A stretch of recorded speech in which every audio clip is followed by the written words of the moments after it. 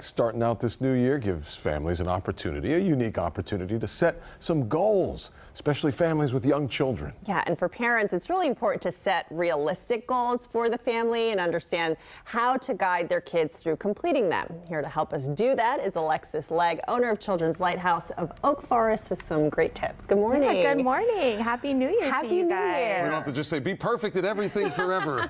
There's your resolution. I wish, but no, that's not. No, it's not. It's not realistic, like you said. Yeah. So I don't know about you guys, but I personally love the start of a new year. I think it's so refreshing. Change, especially after putting away holiday decorations. The house looks brand new, Right. Yeah. empty. Yep. And so I think it's a great opportunity. I mean, as adults, we're setting our own resolutions and our own goals. It's a great opportunity to talk to your children about what that actually looks like. Surprisingly, you know, it's a difficult concept for young children to really retain. A resolution is such an abstract concept for children. It's not actually until age 6 that children really understand what a promise is and really what all that entails. Wow. Research shows. So I think it's a great opportunity for parents to sit down as a family, talk to children about what a goal looks like, what a resolution is, and how we can do that together or individually. I think it's great. Okay, so what are some goals or resolutions that kids, you know, may want to shoot for, and I guess the ages would be different too. Yeah, absolutely. I think it really does depend on your child's age. At our school, we have children as young as 6 weeks old and as old as 12 years old. So really what works best for your family.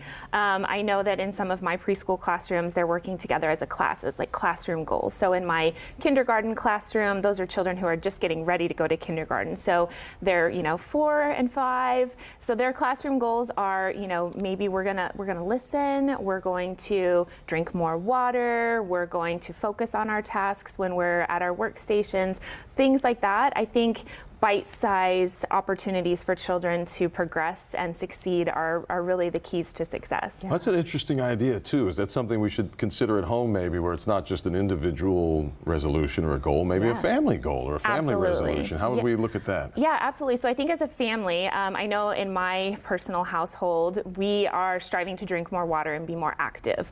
So you guys were talking about the Stanley Cups earlier. I finally converted my husband. He has a Stanley Cup now. Oh, he does? Okay. What finally pushed him over the edge? I think after I owned 3, he now has his own.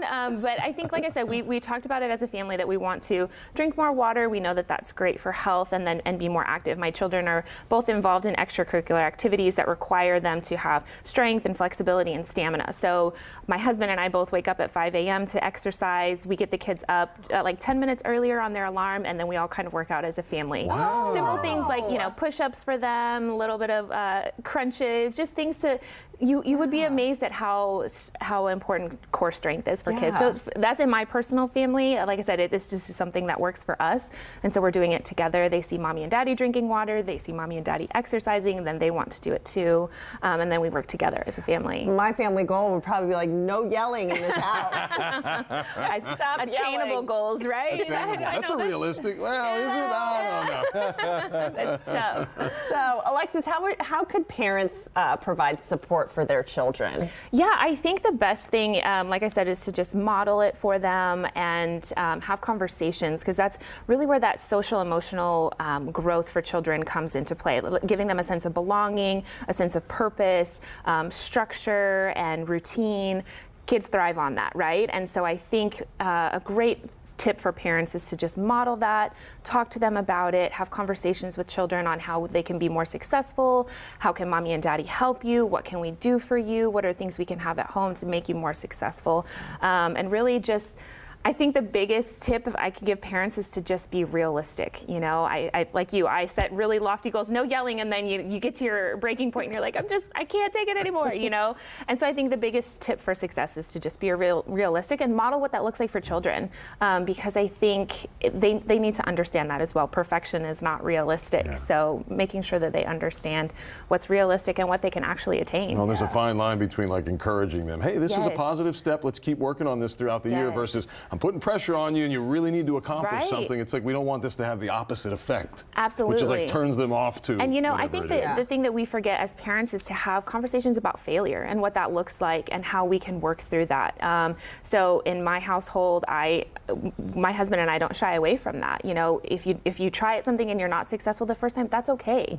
And what do we do to work through that and move forward? You know, because I think that that's just as important for children because they put so much pressure on themselves sometimes to be perfect and to get it right and to, you know, I think that they struggle with what it's like to be challenged and to push through that and tips on how to get through that. Right, and that's huge. Just let them struggle a little bit. Absolutely, yes. We blew dry January on the 3rd. Got right back on that horse. You can do it. Yes, now they're calling it damp January, right? Oh, you're right. There you go. It's just a little different. Alexis Legg, thank you so Good much talk. Absolutely, Yeah. absolutely. Great. Thank you for having chatting me. with us Yes, this morning. absolutely. Some great advice.